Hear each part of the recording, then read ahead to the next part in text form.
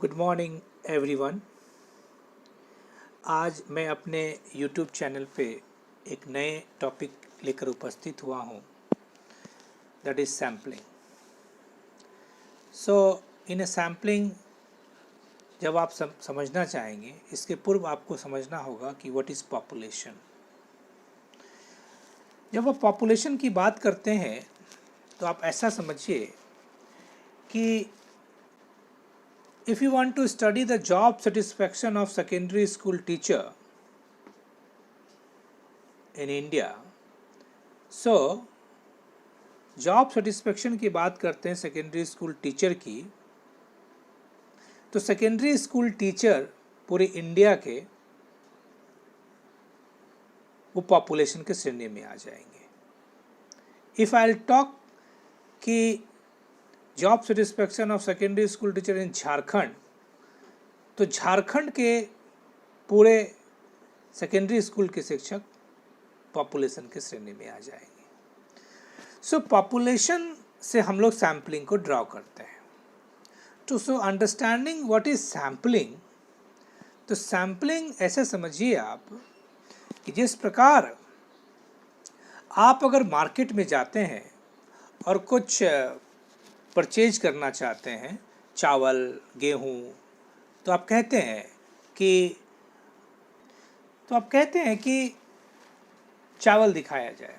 तो चावल के कुछ दाने आपको दिए जाते हैं, मुट्ठी भर, तो आप कहते हैं कि ये चावल अच्छा है या ख़राब है।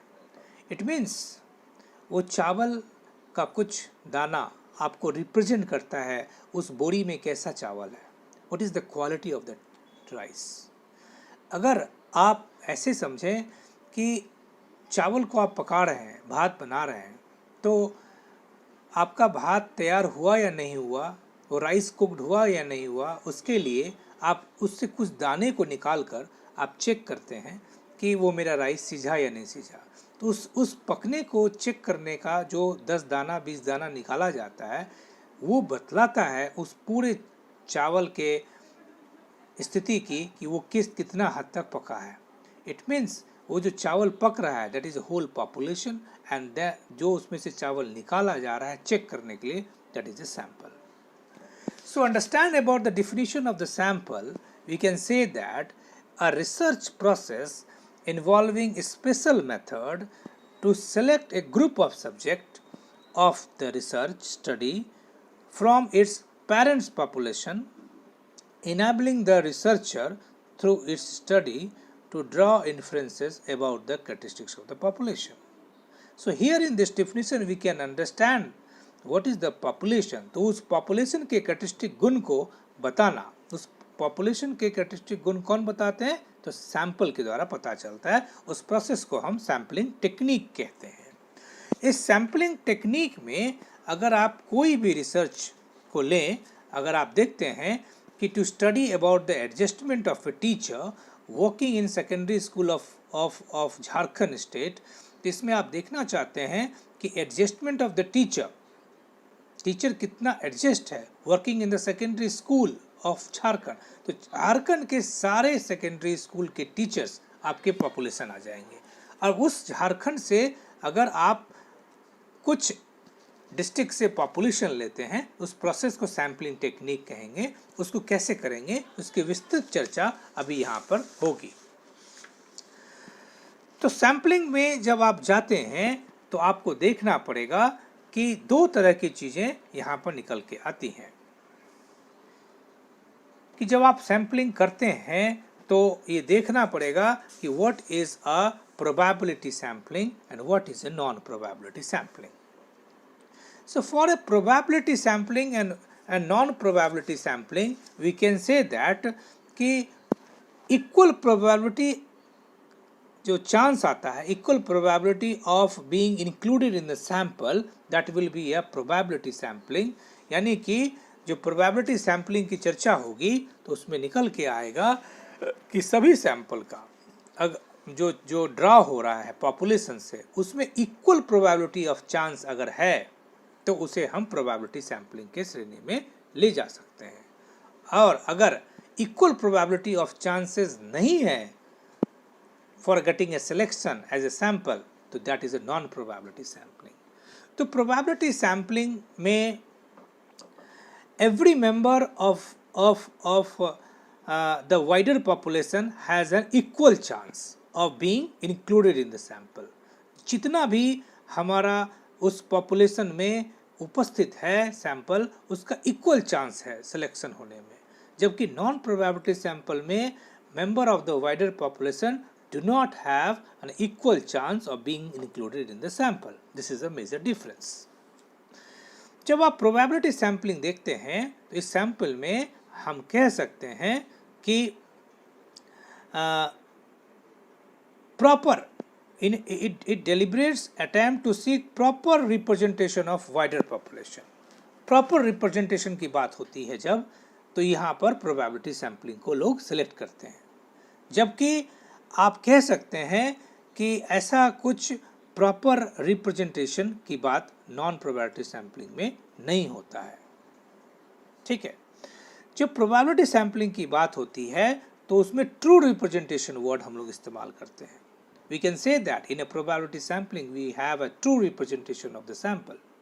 जब आप कहते हैं कि हम सिंपल रैंडम से करते हैं, तो सिंपल रैंडम में जब सिलेक्शन होते हैं सैंपल का, तो उसमें इक्वल प्रोबेबिलिटी ऑफ चांस हो जाते हैं, तो उसमें ट्रू रिप्रेजेंटेशन निकल के आता है।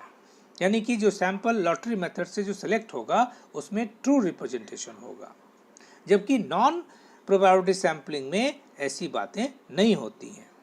यानी कि नॉन प्रोबेबिलिटी सैम्पलिंग में आप कह सकते हैं कि वो आपका ट्रू रिप्रेजेंटेशन नहीं होता है।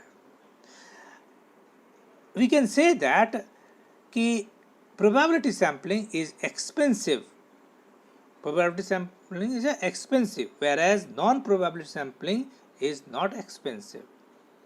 Non-probability sampling expensive नहीं होता है। इसके बहुत सारे टाइप्स हैं। हम प्रोबेबिलिटी सैम्पलिंग में बात करेंगे, सिंपल रैंडम सैम्पलिंग की हम प्रोबेबिलिटी सैम्पलिंग में बात करेंगे, स्ट्रैटिफाइड रैंडम सैम्पलिंग की, क्लस्टर रैंडम सैम्पलिंग की एंड एक्सेट्रा उसकी चर्चाएं वन बाय वन होगी। Will see. So first of all we are moving to the probability sampling में simple random sampling strategy. Simple random sampling strategy में आप ऐसे समझें कि जो सिंपल रैंडम है ना, उसमें the basic requirement of random sampling is that each individual in the population has an equal and independent chance of being selected. Random sampling में आप पॉपुलेशन में जितने भी सैंपल हैं सभी का इक्वल चांस होता है। कैसे करते हैं? तो हम लॉटरी मेथड से कर सकते हैं। कैसे कर सकते हैं? तो हम लॉटरी मेथड से करेंगे। कैसे करेंगे लॉटरी मेथड से? तो आप ऐसे समझें कि सपोज एक क्लास है जहाँ पर 100 स्टूडेंट्स हैं। Now I need 20 students for a research. How can we select? So out of 100 students, if I want to select the 20 students, the simple process we can go for a simple random. What is simple random and how we can go for a lottery method? We will put roll number 1, 2, 3, 4, 5 so on till 100 in a small piece of paper separately, and then we will put in the box, small box. 1 से 100 roll number तक के cheat में लिख के small box में डाल देंगे। उसके बाद वहाँ पर से किसी बच्चों को बुला के कहेंगे यहाँ से 1 बाय 1 आप निकालिए यहाँ से। जब आप निकालेंगे तो आप देखेंगे कि वो रोल नंबर 36 निकला, तो roll number 36 will be selected. It means all 100 students having equal probability chance of being selected in a sample. So roll number 36 has selected by chance, that is lottery method. तो roll number 36 select कर लेंगे, फिर again उस roll number 36 को उसके अंदर डाल देंगे, फिर दूसरा रोल नंबर निकलेगा उसको लिख लेंगे। इस तरह से 20 रोल नंबर तक जाएंगे। अगर कोई रोल नंबर रिपीट हो जाता है तो उसको डिस्कार्ड कर देंगे। रिपीट इन द सेंस कि अगर सपोज रोल नंबर 5 एक बार आ गया, दोबारा उसमें फिर डाल दिए, रोल नंबर 5 दोबारा आ गया, तो उसको हम डिस्कार्ड कर देंगे क्योंकि उसकी सिलेक्शन हो चुकी है। लेकिन उसको डालेंगे जरूर, क्योंकि इक्वल प्रोबेबिलिटी चांस 100 में उनका सिलेक्शन होने की बात है। सो लॉटरी मेथड्स के द्वारा हम सिलेक्शन करेंगे। This is very simple method. Okay, lottery method के अलावा हम चाहें तो सिंपल रैंडम मेथड को हम एक टेबल के फॉर्म में, जो कि टेबल ऑफ रैंडम नंबर्स के रूप में उपस्थित है, पुस्तक में इंटरनेट के माध्यम से उपस्थित है, वहाँ से भी हम कर सकते हैं। कैसे कर सकते हैं? तो एक टेबुलर फॉर्म में आपका व्यवस्थित फॉर्म में आता है और उसके रो और कॉलम्स बने हुए होते हैं, और रो और कॉलम के हिसाब से हम लेफ़्ट टू राइट और टॉप टू बॉटम हम सेलेक्ट कर सकते हैं अंकों को सेलेक्ट करने के बाद हम वहाँ से रैंडमली सेलेक्ट करके उस टेबल के माध्यम से भी सिंपल रैंडम मेथड के द्वारा सेलेक्ट कर सकते हैं। The second one is systematic random sampling strategy. What is systematic random sampling strategy? तो here the meaning of systematic is कि आपको एक systematically आपको select करना है सैंपल को। रैंडम सैम्पलिंग तो होगा, लेकिन रैंडम सैम्पलिंग में आप क्या करेंगे? सेलेक्ट करने के बाद सिस्टमेटिकली मूव करेंगे। So instead of using A list of random number, a sample selected task can be simplified by selection, saying that कि हम कह सकते हैं कि अगर सपोज 100 आपने लिया, 100 स्टूडेंट्स आपके पास है, 100 स्टूडेंट्स से आप 20 स्टूडेंट्स का सिलेक्शन करना चाहते हैं।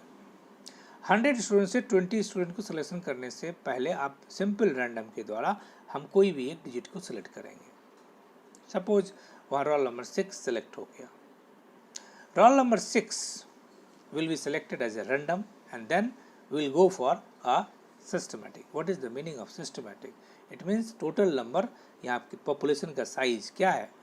Population size is 100. कितना sample चाहिए? 20. So population size को divide कर देंगे हम desired sample से। तो total number of population is 100, desired sample is 20. So 100 by 20 got the 5.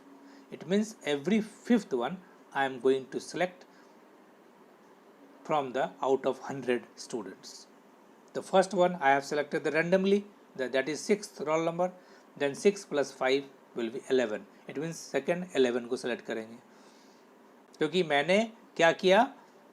Systematic way में मैंने डिवाइड कर दिया पॉपुलेशन साइज को डिज़ायर्ड सैंपल से, और अगर 100 सैंपल है, 100 पॉपुलेशन है, 20 अगर उसमें से सैंपल लेना है तो 5 निकल गया, तो 6 + 5 11, 11 + 5 16, 16 + 5 21, इस तरह से हम करके 20 सैंपल को सिलेक्ट कर लेंगे। सपोज टोटल पॉपुलेशन संख्या 500 है और मुझे सैंपल चाहिए 50, तो 500 पॉपुलेशन साइज और desire sample 50, 500/50 that will be a 10. So every 10th will be selected. इस तरह से हम लोग मूव करेंगे सिस्टमेटिक रैंडम सैम्पलिंग स्ट्रैटेजी में। Then the third one is a stratified random sampling strategy. What is stratified? तो stratified में ऐसे समझिए आप कि हम स्ट्रेटा में बनाते हैं। हम जो स्ट्रेटा जो एक है, सपोज मैंने लिया था अभी एग्जाम्पल में job satisfaction of secondary school teacher इन झारखंड, तो जॉब सेटिस्फैक्शन मैं देखना चाहता हूँ सेकेंडरी स्कूल टीचर में, तो यहाँ हमारा सब ग्रुप क्या क्या होगा, क्या क्या स्ट्रेटा में क्या क्या स्ट्रैटिफाइड रैंडम सैम्पलिंग में आइडेंटिफाइड जो ग्रुप होंगे, तो वो होंगे मेल फीमेल, वो होंगे गवर्नमेंट प्राइवेट टीचर्स, वो होंगे रूरल अर्बन टीचर्स। तो these are the different sub groups जिससे कि आप तैयार कर सकते हैं स्ट्रैटिफाइड रैंडम सैम्पलिंग। स्ट्रैटिफाइड मतलब आप, जैसे मैंने कहा कि job satisfaction of secondary school teacher, in that you have to go for these different sub groups, and इसमें आप पता करेंगे कि male female secondary school teacher, government private secondary school teacher, rural urban secondary school teacher, इस तरह से आप जब लेंगे तो उसको आप फिर रैंडम सिलेक्शन करके उसको सेलेक्ट करेंगे। तो रैंडम सिलेक्शन तो होगा, लेकिन stratified, that is how you are going to select the different subgroup. This is the way. Then next one is proportionate stratified random sampling study. You have already understood stratified random sampling strategy. अब इसमें stratified आप समझ रहे हैं, simple random तो lottery method से करेंगे, stratified different subgroups available, male female, government private, rural urban, suppose below 50 year, above 50 year age group of teacher, इस तरह जितना भी आप बांट सकते हैं. लेकिन यहाँ पर प्रोपोर्शनेट क्या है, what is the meaning of proportionate, तो ऐसे समझिए आप, अगर आपके पास कॉलेज में गवर्नमेंट कॉलेज है जहाँ पर 1000 स्टूडेंट्स पढ़ते हैं, आपको 3 स्ट्रीम चलता है वहाँ, आर्ट्स साइंस कॉमर्स. आर्ट्स में 200 विद्यार्थी, साइंस में 300 विद्यार्थी और कॉमर्स में 500 विद्यार्थी हैं. तो आर्ट्स में 200 विद्यार्थी, साइंस में 300 विद्यार्थी और कॉमर्स में 500 विद्यार्थी, टोटल 1000 स्टूडेंट्स हैं. अब आपको यहाँ पर 10% विद्यार्थी को सेलेक्ट करना है from the available population. So available population is arts 200. So arts 200 out of what 1000. It means 10% कितना हुआ इसका 20. 200 का 20. 300 साइंस है 30 स्टूडेंट्स और 500 हमारा क्या कहते हैं कॉमर्स है तो 50 स्टूडेंट्स. तो 20 + 30 + 50. सो 20 + 30 + 50 is 100. So out of 1000, 10% student is selected. It means proportion. Whatever the population size is available, based upon the population size, you are going to select the sample. It means proportion, you are getting the proportion that is 10%. तो ये proportion हुआ ये आपका. Suppose आपके पास 200 students हैं and if it is available 60% female is available and 40% male is available. Now you have to select the sample. Suppose the 200 में 60% female है, मतलब क्या हुआ 120 लड़कियां हैं और 200 में 40% मेल है, मतलब क्या हुआ 80 मेल है. अब यहाँ 20% आपको पॉपुलेशन सेलेक्ट करना है, तो मतलब क्या हुआ 120 लड़कियां में 20%, 24 गर्ल्स विल सिलेक्टेड और 80 में आपको सेलेक्ट करना है 20%, तो 16 विद्यार्थी सेलेक्ट हो जाएगा मेल. तो 24 फीमेल और 16 मेल, तो 40 स्टूडेंट्स आर सेलेक्टेड. तो हो गया 20% proportion. So 20% proportion is selected. इस प्रकार से हम प्रपोर्शन को समझते हैं. सो प्रपोर्शनेट स्ट्रेटिफाइड रैंडम सैम्पलिंग ये तरीका से होगा. देन लास्ट वन देन एक और समझने की बात है, multi stage stratified random sampling strategy. What is multi stage stratified random sampling strategy? So multi stage का मतलब हुआ कि सपोज कोई स्टडी है, आप देखना चाहते हैं पूरे झारखंड में, आप देखना चाहते हैं पूरे झारखंड से स्टडी. मैंने आपको कहा job satisfaction of secondary school teacher इन झारखंड, तो आपको पूरा multi state stratified random sampling करना है. कैसे करेंगे भाई? तो झारखंड में सपोज जितने ज़िला है उसको हम ईस्ट वेस्ट नॉर्थ साउथ में बांट देंगे और वहाँ से हम एक एक डिस्ट्रिक्ट को सिलेक्ट करेंगे. ईस्ट से 1, वेस्ट से 1, साउथ से 1, नॉर्थ से 1, तो 4 डिस्ट्रिक्ट हो गया. This is 1 stage. सेकेंड, प्रत्येक डिस्ट्रिक्ट से 2-2 ब्लॉक को सिलेक्ट करेंगे. This is second multi stage. Identifying of two block from each district. पहले डिस्ट्रिक्ट पे डिस्ट्रिक्ट सेलेक्ट किए स्टेट से, फिर डिस्ट्रिक्ट से ब्लॉक सेलेक्ट किए, ब्लॉक 2-2 सेलेक्ट किए, प्रत्येक ब्लॉक से 4-4 विलेज को सेलेक्ट करेंगे. तो identifying of 4 villages from each block, तो पहले 4 डिस्ट्रिक्ट, फिर 2-2 ब्लॉक्स ईच डिस्ट्रिक्ट से, फिर प्रत्येक ब्लॉक से 4-4 विलेजेस को सेलेक्ट करना या वार्ड को सेलेक्ट करना. So selection of the sample is based upon the multi-stage. One by one I am going to select the district, then block, then I am going to select the villages. So this is a multi-stage. And then stratified, proportion.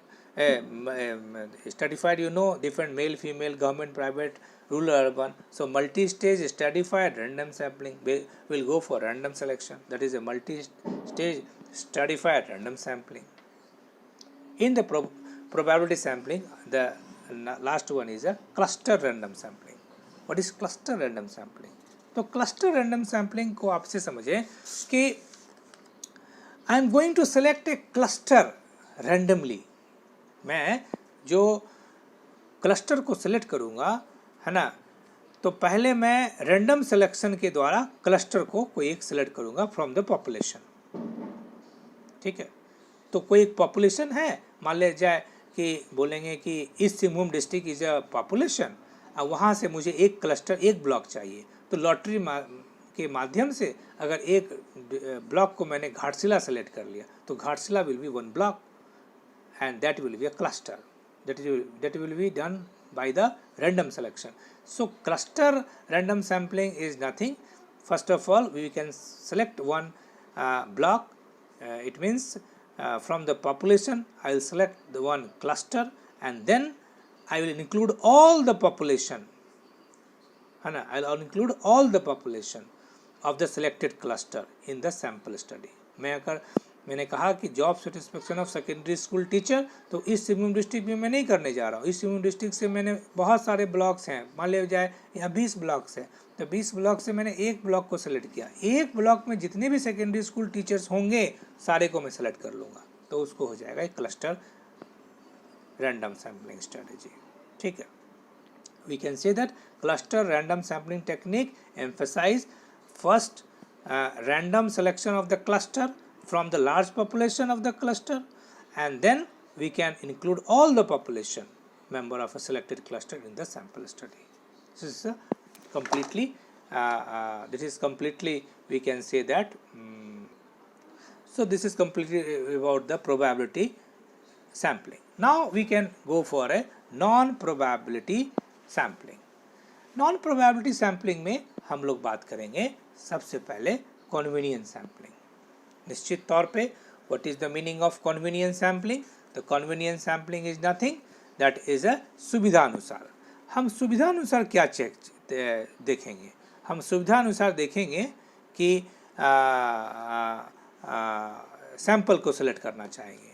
तो सुविधानुसार मतलब अगर हम बोलेंगे convenience sampling में कि जो willingly available हो जाए, जो कन्वीनियंटली जो अवेलेबल हो जाए, जो मेरे घर के आसपास जो सुविधानुसार जो स्कूल अवेलेबल है, मुझे 10 स्कूल चाहिए, मैं रहता हूँ अगर सपोज जमशेदपुर में, जमशेदपुर शहर के आसपास जो स्कूल अवेलेबल है मैं उसको ले लूँगा, मेरी सुविधा अनुसार हो जाएगा. मैं नहीं जाऊँगा ग्रामीण क्षेत्र में, नहीं जाऊँगा कहीं, मैं यहाँ अपने सुविधा अनुसार से सेलेक्ट कर लेंगे विद्यालय को. That is called willingly available, अपने सुविधा के अनुसार. That is a convenience sampling.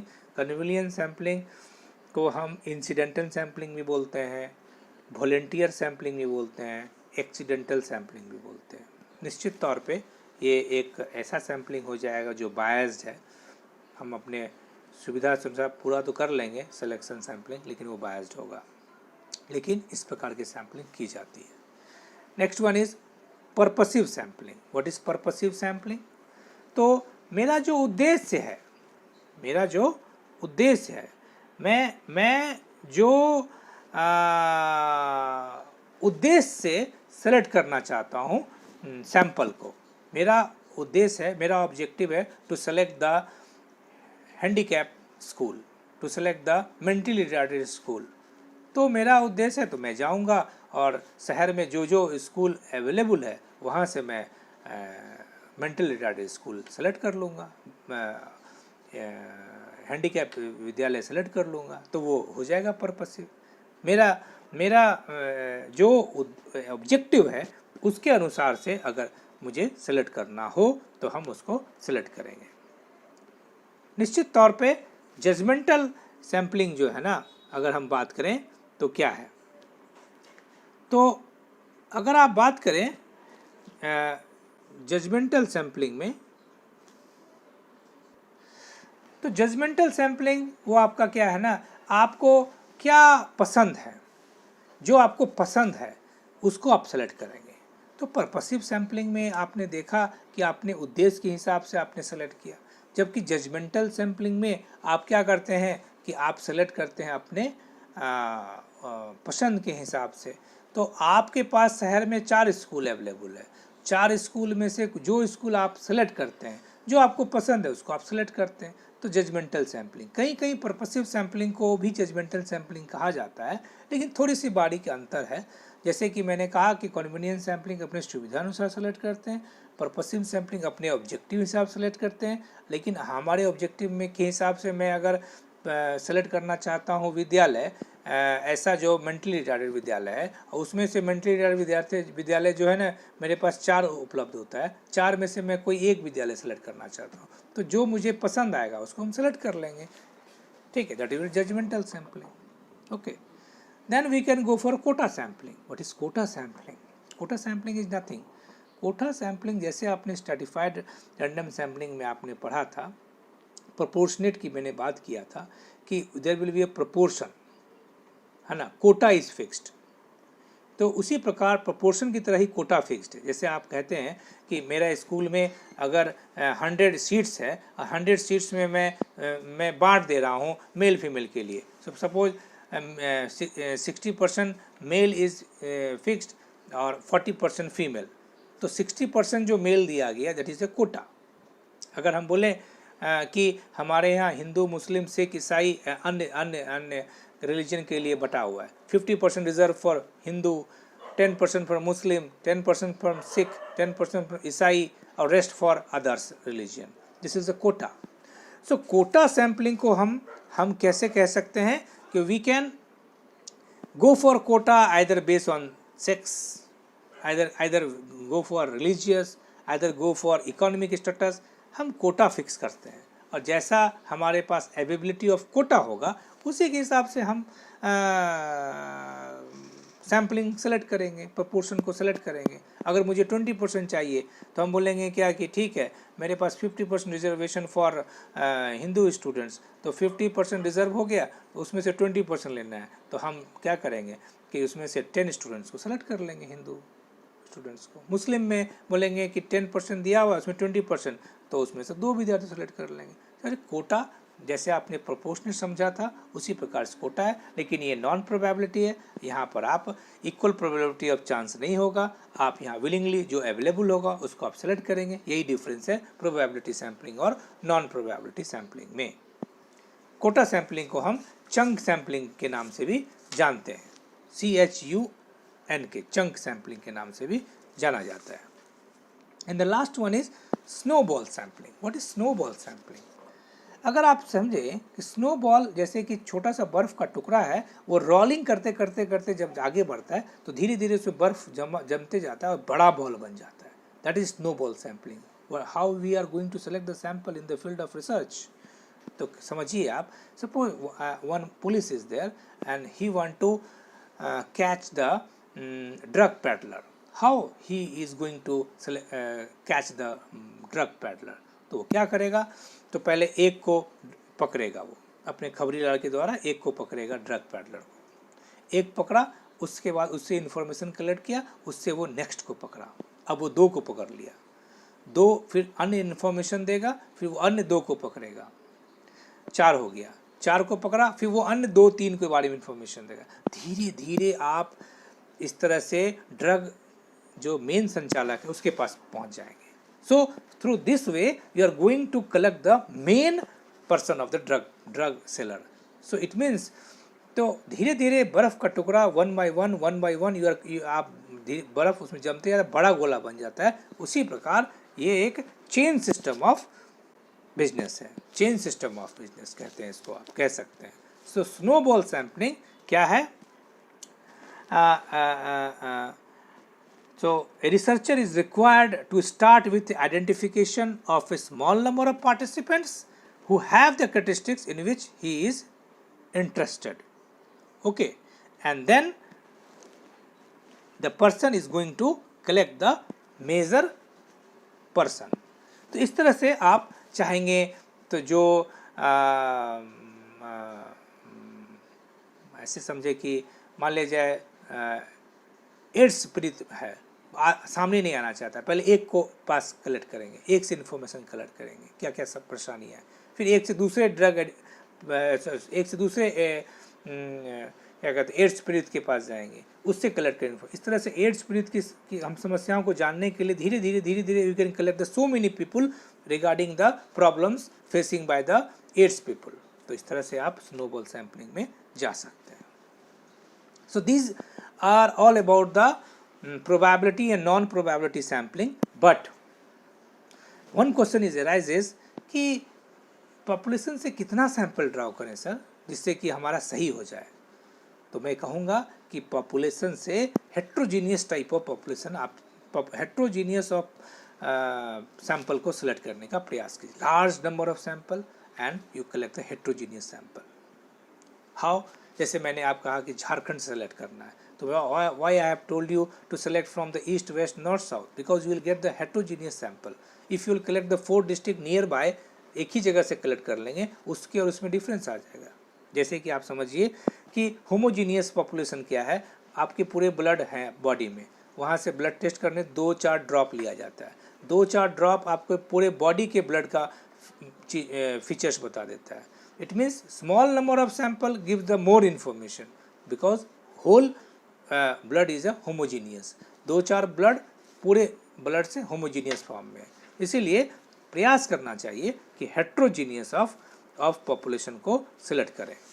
निश्चित तौर पे यहाँ पर एक्यूरेसी चाहिए, ऐसा भी आपको नहीं करना है कि सैम्पलिंग एरर आ जाए, सैम्पलिंग एरर से बचना है आपको। जितना आपका सैम्पलिंग एरर नहीं होगा उतना अच्छा आपका क्या कहते हैं सैंपल कलेक्शन होगा। और आप ऐसे समझें कि जो सैम्पलिंग एरर है उसको आप कह सकते हैं कि the error, what is sampling error? The error arising in the outcome of the research study on account of using samples instead of the total research population are thus name है sampling error. यानी कि sampling करने के समय में जो समस्याएं उत्पन्न हो जाती हैं, जो एरर आ जाती हैं, उसको सैम्पलिंग एरर कहते हैं। सैम्पलिंग एरर के अलावा एक नॉन सैम्पलिंग एरर भी होता है। Non sampling error is a measurement error, यानी कि जो आप मेज़र करने जा रहे हैं उसमें कुछ गलती कर देते हैं तो उसको नॉन सैम्पलिंग एरर कहते हैं। नॉन सैम्पलिंग एरर आपके हो सकते हैं टूल्स को सेलेक्ट करने में हो जाए, आपको हो सकता है कि एनालिसिस करने में जो समस्या आ जाए तो वो नॉन सैम्पलिंग एरर में आएगा। तो टोटल एरर क्या है? तो टोटल एरर का होल स्क्वायर बराबर सैम्पलिंग एरर का whole square plus non sampling error का whole square. Again I am repeating, what is total error? Total error का होल स्क्वायर बराबर sampling error whole square plus non sampling error का whole square. So अगर आप इस सभी चीज़ को ध्यान देते हैं, निश्चित तौर पे आपका बेहतर सैंपल सेलेक्ट होगा। अगर आप सैम्पलिंग एरर को कैलकुलेट करना चाहते हैं तो आप एक फार्मूला समझ जाइए कि SE बराबर SD बटे रूट ओवर n। SE बराबर SD बटे root over n। What is SE? The standard error of mean. What is SD? Standard deviation of the sample. And what is n? Number of sample. क्यों बता रहे हैं इसको? इसलिए कि ऐसे समझ सकते हैं कि as we go for increasing the values of n, अगर हम n बढ़ाते चले जाएंगे यानी साइज ऑफ द सैंपल को बढ़ाते चले जाएंगे, the size of the sampling error decrease in the same proportion। यानी when we go for increasing the value of n, size of a sample, the size of the sampling error decrease in the same proportion।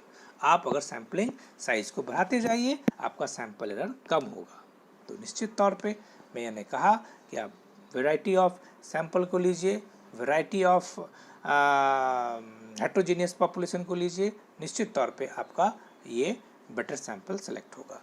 So this is all about the sampling. This is all about the sampling process. This is all about the probability and non-probability sampling. सो मैंने एक छोटा सा प्रयास किया है आपको एक नट cell में कंप्लीट पिक्चर देने का। उम्मीद करते हैं कि आपको ये वीडियो मेरा पसंद आएगा। अगर आपको पसंद आता है आप ज़्यादा से ज़्यादा सब्सक्राइब करें, लाइक करें मेरे पेज को, और फिर नेक्स्ट वीडियो के लिए हम लोग फिर मिलेंगे। Till then, good bye.